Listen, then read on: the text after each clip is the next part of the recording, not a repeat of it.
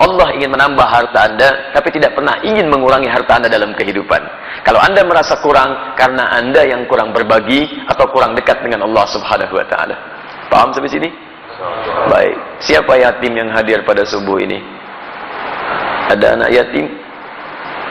Halo? Anak ya? Awas. Bapak bukan yatim. Baik. Ada anak yatim di sini? Tidak ada. Baik, saya mau praktek ayat tadi. Kalau gitu nanti saya titip sama DKM, lihat orang sekitaran di sini ya. Kalau ada anak yatim tolong dikasihkan. Saya titip uang 1 juta subuh ini untuk bisa diberikan pada anak yatim sekitaran ini. Jazakallah khair. Bismillah. Saya jadi Ahmad Dahlan dulu menyampaikan ayat Al-Ma'un, surah Al-Ma'un. Begitu selesai beliau copot pakaiannya yang paling berharga, barang-barangnya, kemudian langsung dipraktekkan ayatnya. Kalau cepat pakaian nanti agak repot lagi ini gitu ya. Baik. Jadi lebih baik keluarkan sebagian isi dompet, itu lebih bagus. Bismillah.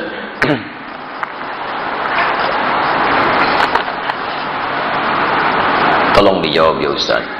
Saya sudah 2 kali pertemuan, pertanyaan saya tidak sempat dibaca. Masya Allah.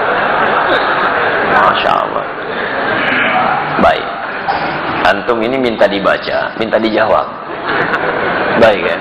Karena ada yang minta dibaca, saya bacakan, cuman nggak saya jawab, gitu kan? Baik. Ya saya baca ini dulu ya, nanti saya jawab yang ini. Bismillah. Pak Ustaz, jika hukum jual beli dagang, hukumnya bagaimana? Boleh? Boleh dagang. Kalau tidak boleh, masa Nabi mempraktekkan dagang? Nabi kan pedagang. Bahkan sebelum jadi Nabi, sudah berjual beli. Beliau mengambil barang dagangan dari Sayyidah Khadijah, yang lantas kemudian menjadi istri tercinta beliau dalam kehidupannya, didampingi oleh Maisarah, kemudian berdagang sampai ke Syam, ya Masya Allah. Dan ketika berdagang, itu Nabi itu kalau dagang nggak pernah kembali modal Pak, nggak pernah kembali modal, kembali untung, untung lagi, untung lagi, untung lagi. Dan bukan cuma untung, yang berdagang dengan beliau, yang membeli itu senang. Nabi bisa terbayang nggak? Beliau untung, pedagang lain juga merasa nyaman, dan pembeli juga merasa senang. Jarang-jarang ada orang begitu. Ya, jarang-jarang. Kalau pedagang untung, biasanya pembeli kecewa, gitu kan? Baik, umumnya demikian. Baik, sedapat mungkin Anda tawar supaya mendapatkan kenyamanan-kenyamanan. Tapi kalau pembeli untung, pedagang kecewa. Silakan cek, pembeli misalnya nawarnya kebangetan. Sudah beda 50 pun nggak dilepas juga, gitu kan? Baik, nah di sini menarik ini. Nabi itu kalau berjualan, pembeli senang, beliau untung. Sehingga semua orang tidak dirugikan dalam hal ini. Dan hebatnya nanti konsep dagangnya Nabi SAW, ketika diajarkan pada para sahabat, itu Masya Allah. Tidak ada di antara mereka yang juga kembali modal. Semuanya untung. Untung semuanya. Silakan Anda lihat. Ada sahabat Uthman bin Affan radhiyallahu ta'ala anhu. Allah. Ada sahabat Abdurrahman bin Auf radhiyallahu ta'ala anhu. Sebelumnya ada sahabat Abu Bakar radhiyallahu ta'ala anhu. Banyak para pedagang di zaman Nabi, teman-teman sekalian, ketika mereka sudah masuk Islam, dilatih oleh Nabi bagaimana cara berislam yang baik dan diterapkan dalam kehidupan, sesuai dengan pekerjaan mereka. Maka Masya Allah, dagangannya berlipat-lipat untungnya. Bukan cuma untung dunia, tapi untung akhirat. Tidak sedikit di antara pedagang di masa Nabi, bukan cuma kaya dalam urusan dunia yang asetnya sampai sekarang masih ada, tapi juga dijamin surganya tanpa hisab. Saya beri contoh, Uthman bin Affan radhiyallahu ta'ala anhu. Sebelum masuk Islam, pebisnis. Setelah masuk Islam, kayanya luar biasa.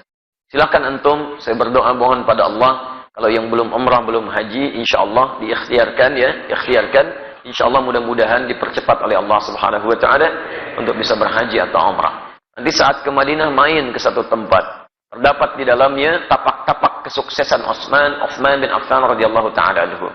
Di antaranya beliau masih punya aset sampai sekarang. Ada sumur yang pernah beliau bebaskan ketika dimonopoli oleh Yahudi. Mau minum, bayar. Kata Uthman, saya beli sampai semuanya akhirnya dibeli Uthman. Kemudian dibebaskan. Yang mau minum, ambil aja. Sekitaran area sekitarnya ada tanah cukup luas. Dibeli oleh Uthman bin Affan radhiyallahu ta'ala anhu. Saya beli. Tanamin kurma. Yang lapar, ambil. Gak usah bayar. Yang haus, ambil. Gak usah bayar. Sampai sekarang area itu ada. Akan dibuat area perhotelan. royaltinya disimpan di Bank Saudi, disedekahkan kepada umat muslim atas nama sahabat Utsman bin Affan radhiyallahu taala anhu. Sampai sekarang masih ada.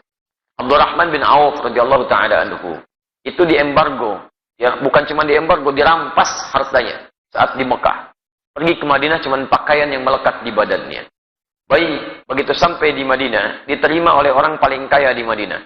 Kata orang ini, sami'tu annaka kunta ghaniyan bima ma'na. Saya dengar kamu jatuh fakir saat di Mekah. Kalau ingin kaya lagi, ambil setengah kekayaan saya. Kalau ingin menikah cari pasangan, pilih pasangan terbaik di sini. Maka saya akan fasilitasi. Masya Allah. Teman-teman sekalian, apa jawabannya? Jazakallahu khairan bima ma'na. Semoga Allah berikan balasan terbaik untuk Anda. Arini ainal aswaq. Cukup tunjukkan kepada saya di mana pusat bisnisnya. Dagang. Dipraktekkan ilmu dari Nabi. Modal cuma pakaian, 3 bulan, jadi orang paling kaya nomor 3 di Madinah. 1 tahun, jadi orang paling kaya di Madinah. Yang kapaknya saja terbuat dari emas. Kapaknya. Coba lihat. Orang terkaya di Lampung, belum tentu punya kapak. Ya. Orang terkaya di dunia, Bill Gates, 1.300 triliun hartanya. Tanya, punya kapak gak? SMS tuh pagi ini, tanyain. Ya. Abdurrahman bin Auf, setahun kapaknya terbuat dari emas. Modalnya apa? Cara bisnis Nabi. Nah, cara ini tidak menghalangi mereka untuk ibadah kepada Allah. Kaya dan soleh. Silahkan cek, buka kitabnya Imam An-Nawawi. Imam An-Nawawi punya kitab namanya At-Tibyan fi Adab Hamalatil Quran. Lihat versi Arab yang cetakan Darul Kutub Al-Islamiyah. Warnanya merah marun. Halaman 38. Paragraf yang pertama, baris 1 sampai baris yang kedua paling atas sebelah kanan. Kata Imam An-Nawawi rahimahullah, sahabat Utsman bin Affan, Abdurrahman bin Auf, ada Abu Darda, itu orang-orang, ada lagi At-Tamimi, itu orang-orang yang luar biasa. Tamim Ad-Dari, bukan At-Tamimi, Tamim Ad-Dari, yaitu malamnya, di antara kesibukan mereka, masih bisa menunaikan tahajud sampai khatam Al-Quran. Sampai khatam Al-Quran. Jadi pendekatan kepada Allahnya luar biasa. Makanya Allah buka rezeki mereka lebih daripada yang lain. Jadi kalau Anda ingin dapatnya rumusnya begini. Kalau Anda punya permintaan yang lebih daripada orang lain, maka dekati Allah dengan cara ibadah yang lebih daripada orang lain. Orang lain tidur, Anda bangun. Orang lain sedikit-sedikit tidur, Anda sedikit tidur. Orang lain sedikit-sedikit makan, Anda sedikit makan. Puasa, rajin. Tahajud, rajin. Ikhtiar juga rajin. Nanti dengan ikhtiar itu Allah mudahkan jalan keluar Anda. Wa may yattaqillaha yaj'al lahu makhraja wa yarzuqhu min haitsu la yahtasib. Demikian di Quran surah ke-65 ayat 2 sampai 3. Nah, saya persingkat jawaban untuk pertanyaan Anda di sini. Kalau Anda ingin berubah lebih baik, itu dikumpulkan oleh para imam hadis dalam kitab-kitab hadis. Disebut dengan Kitabul Buyu', bab tentang pembahasan bisnis dari Nabi sallallahu alaihi wasallam. Saran saya, keluarkanlah ayat-ayat Quran yang berbicara tentang cara berdagang. Kemudian lihat tafsirannya dari Nabi. Buka kitab Imam Al-Bukhari misalnya. Buka Kitabul Buyu', bab tentang bisnis dari Nabi. Keluarkan itu. Duduk dengan sesama pedagang. Jangan sendirian. Jangan ingin menguasai sendirian. Dulu teman-teman Nabi itu saling bersama-sama. Semua kaya. Semua kaya. Bahkan kaya banget. Ya kumpul bareng-bareng. Kenapa antum gak kumpul para pedagang, pebisnis, pengusaha? Duduk bareng-bareng. Tilawahi ayatnya, hadisnya, kemudian antum undang ustaz di bidangnya, diskusikan, praktekkan. Kalau nggak dipraktekkan kapan lagi? Ya silahkan kalau nggak percaya. Konsep itu sekarang diambil oleh orang Yahudi, dipraktekkan oleh mereka. Cuma mereka tidak pernah mengungkapkan istilah kalau itu diambil dari hadis Nabi. Konsep syariah itu sekarang banyak diadopsi Pak di Eropa.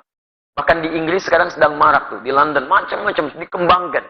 Ya kemudian oleh Yahudi dirubah istilahnya di Ventura. Ventura itu asalnya syariah.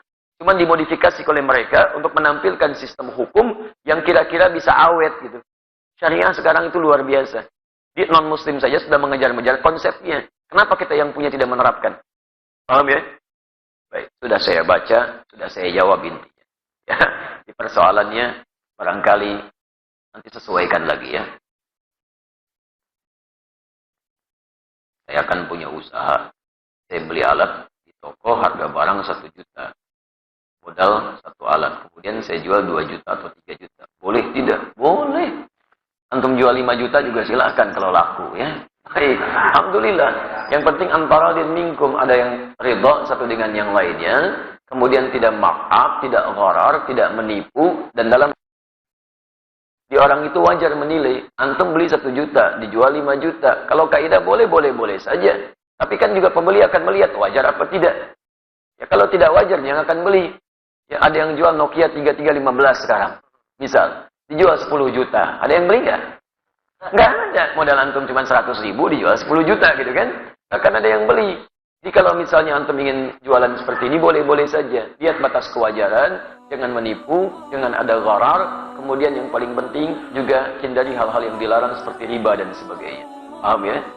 Baik, sudah saya baca, sudah saya jawab.